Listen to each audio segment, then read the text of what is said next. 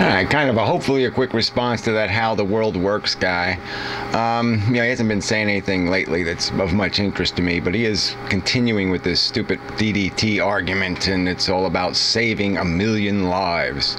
And if we use DDT as I guess he thinks we should be using it in Africa, apparently they are using it. I mean, they're using insecticides in a lot of parts of Malaysia and Africa to, do what they can to mitigate the problem.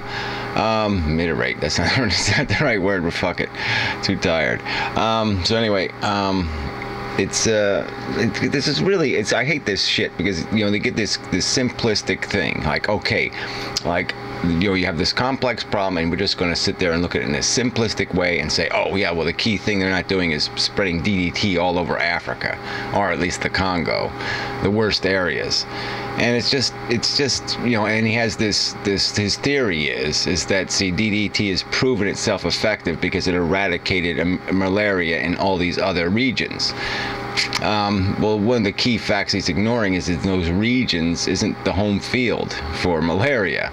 It's where it's invaded, and it's always easier to get rid of an invader than it is to get rid of something that's a homegrown parasite, okay? So that's a key component of this whole argument. The reason why malaria still exists is because now we have confined it to basically its home field, all right? And it's going to be hard to wipe it out in that home field. They can do some good if people live in consolidated cities. So Malaysia, they sort of had the advantage because a lot of people lived in cities, and so they could take out a lot of the spread of the disease by wiping out the infection rate within these cities. Because yeah, they could afford to spread DDT around because there wasn't a whole fucking biosphere that was going to absorb this toxic chemical. Africa's a lot different, okay?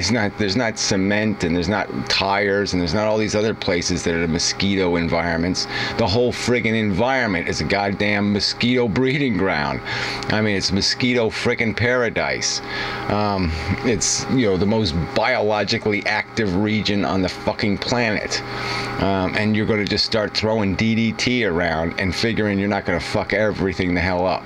But you're not going to just kill the mosquitoes, you're going to kill everything, okay? I mean, you're going to kill the whole food chain in a lot of ways, and you're going to disrupt what could be mechanisms that are keeping the mosquito population in check. You'll start killing the predators. You can just do a hell of a lot of environmental damage if you're not real careful about how you go dumping these toxic chemical around. And there's this whole argument about he compared the antibiotic syndrome, where you just end up creating disease-resistant bugs.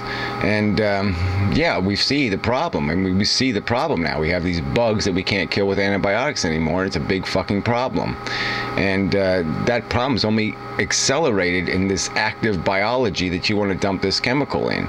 You dump this chemical the wrong way in that environment, and you can have the whole immune species develop in a matter of weeks or months, years at the most, but not decades or centuries. You're going to kill the effectiveness of that chemical pretty damn fast if you dump it in that home field environment of those bugs.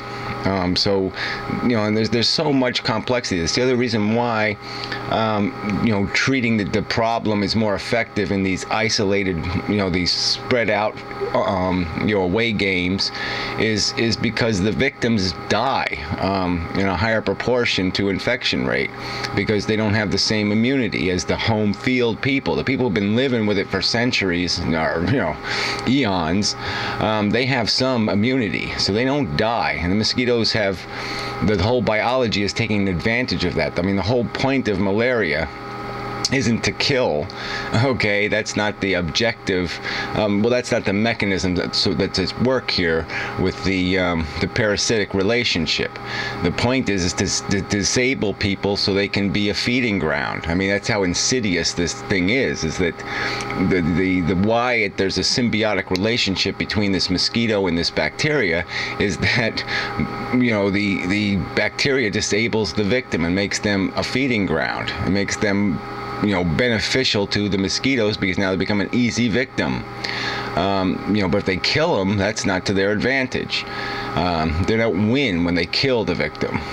So the real win is to have a person who's going to have periodic bouts of malaria and is going to be disabled for a few days and be an easy target. And that doesn't happen in the more isolated regions, partly because they have more medical care. They have a lot of other infrastructure that makes the disease less effective, that makes the whole cycle less effective. So it's easier to eradicate. So fuck this bullshit. I mean, you don't have to be, I'm not hysterical about the use of DDT, but it's got to be used carefully. And the fact that there's some debate going on about how much you can use and where you can use it is perfectly rational. All right. The fact that we don't have some fucktards with, toxic waste on their, a can of it on their back, spraying it all over the fucking goddamn continent, is a goddamn good thing. All right. Because it's dangerous chemical. And, so, maybe you think you're smarter than everybody else, but I tend to doubt it. And I tend to doubt there's probably some good reasons why things aren't going exactly the way you think they should go. And those reasons don't have to do with being with somebody who's just, for the fucking hell of it, anti-DDT. It's not a bunch of fucking tree huggers that are the problem. There's some real legitimate scientific reason to be a little bit fucking cautious about, throwing toxic chemicals into the goddamn environment. So, fuck you. Yeah, I had that just for the fun of it. Longer than I thought, sorry.